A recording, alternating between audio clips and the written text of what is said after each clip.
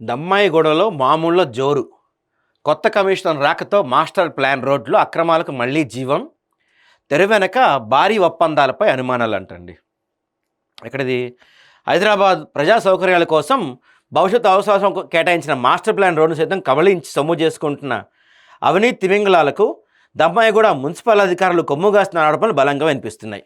చూడండి, ప్రజల అవసరాల కోసం ఈ మాస్టర్ ప్లాన్లో కొంత రోడ్ల కోసం కేటాయిస్తారన్నమాట. ఇవన్నీ రోడ్ల కోసం కేటాయించినవి, అవి కూడా కబ్జా పెట్టుకుంటూ వెళ్ళిపోతున్నారంట.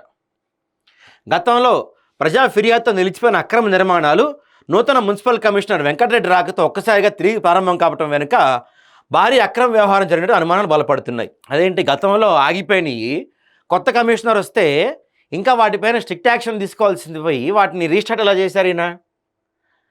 దమ్మాయిగూడ మున్సిపాలిటీ పరిధిలోని 30 మీటర్ల మాస్టర్ ప్లాన్ రోడ్లో కొందరు అక్రమార్కులు యథేచ్ఛగా నిర్మాణాలు చేపట్టారు.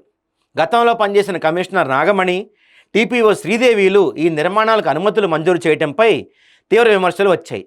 స్థానికుల నుంచి, సామాజిక కార్యకర్తల నుంచి ఫిర్యాదులు వెలువడటంతో తప్పనిసరి పరిస్థితుల్లో ఆ నిర్మాణ అధికారులు నిలిపివేశారు. కొన్ని నెలల పాటు ఆగిపోయిన ఈ అక్రమ కడ్డాల పనులు దమ్మాయిగూడ మున్సిపాలిటీకి నూతన కమిషనర్గా వెంకటరెడ్డి బాధ్యతలు స్వీకరించిన వెంటనే మళ్లీ జోరందుకోవటం అనేక సందేహాలకు తావిస్తుంది.